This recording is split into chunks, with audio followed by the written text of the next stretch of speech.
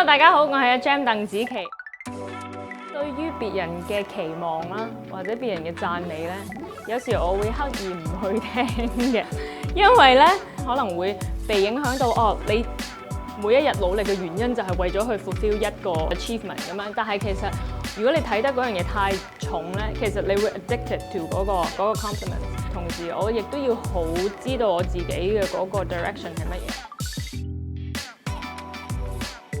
其實我自己睇返咧，我覺得係好感動啦，同埋係覺得自己好幸運嘅，因為一路以嚟，無論係我屋企人啦、我嘅老師啦、我嘅同學啦、我嘅朋友啦，全部都係令到我覺得好感恩，就係佢哋真係好錫我，同埋佢哋好幫助我喺我好多好需要鼓勵嘅時候，佢哋會俾好多動力俾我。最幸運嘅其實唔係我有啲咩機會，最幸運其實係我身邊有呢啲人。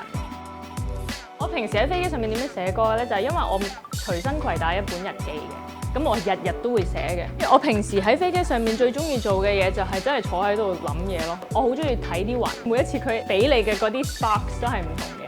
咁其中一首我好記得嘅咧就係於是。咁呢一首歌其實佢所講嘅嘢就係過去嘅嘢已經過去咗，個世界都唔會為咗你停落嚟。咁我嗰一刻望住嗰個雲層嘅時候，我就覺得係啦，嗰邊嘅嘢改變唔到，但係另外一邊係一個有 hope 嘅地方。咁所以我寫咗於是呢一首歌，嗰陣就係坐喺港龍嘅機上面。Hello， 大家好，我係阿 Jam 鄧紫棋。國泰港龍航空絲路雜誌3月號就會有我啦，網上面都有㗎。